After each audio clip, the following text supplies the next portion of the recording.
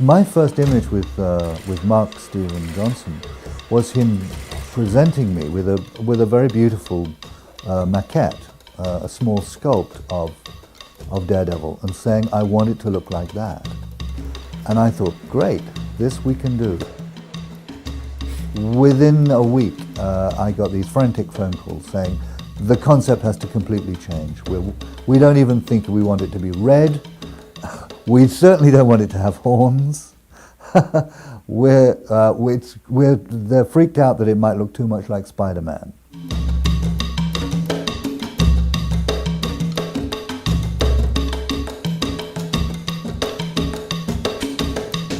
So all of this were the initial research for the red of Daredevil. Material, spandex, leather, net, made up, all the different techniques we could do, all the different faux techniques we could do of the pleated leather, the textured leather, silk screen, hand painting, as well as just figuring out what Daredevil's red is. We went through every shade of red there was. I can tell you that I once was driving along a freeway and I took a call from a group of executives sitting in a projection theater, winding a test piece of film backwards and forwards and having a 40-minute conversation about the color red. That's how crazy it got. We're working on Daredevil's mask, which is a leather-covered piece of vacuform that's made up in black first and then sort of dry brushed red. And then from there we'll take it and age it throughout the movie. This is the Ben final sculpt that's done in plaster and then drilled out so that they can vacuform and have the vacuform pull down onto the plaster. And you end up with not something like that we trim out, and then this then is covered in leather.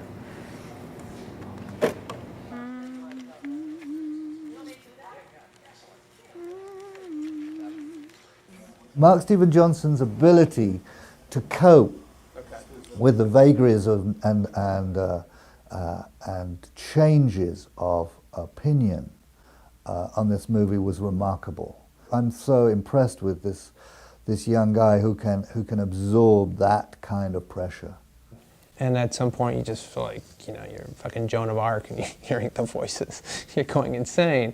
And there's a certain point in the process where I had to say, guys, you know, everybody talk together and then come to me with thoughts. Because I have so much going on, there's so much to do, I cannot satisfy and listen to all these different opinions. Oh yeah, that's okay. We thought rather than putting the elbow over the top. Pardon?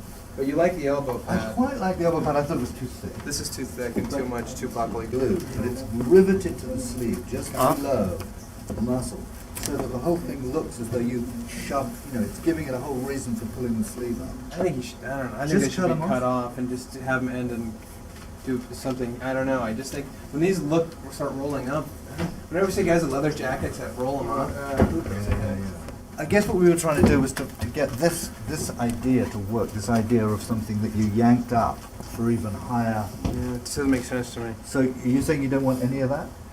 No, I think that we can still have some structure in this and go into the elbow pad, but I don't think that you have a big old system to hoist up his sleeve. You know what I'm saying? Okay. Then he's just like, wow, it's really hot in the kitchen. Whew, dying. This is great, you guys. Really badass. Really great. It's a collaboration when you're making a movie, especially when you're designing these kinds of characters. So the studio has a point of view, and other producers have a point of view, and the costume designer has a point of view, and the actor has a point of view. So we went through quite a series of ideas. Is Daredevil traditional? Is he completely untraditional? There was a conversation at one point, maybe he's a guy who just wears a sweatshirt and jeans and he's just, you know, on the street as a vigilante thug. Obviously, you know, Mark was ready to pull his hair out, but he had to go through this process because everybody had to download their ideas.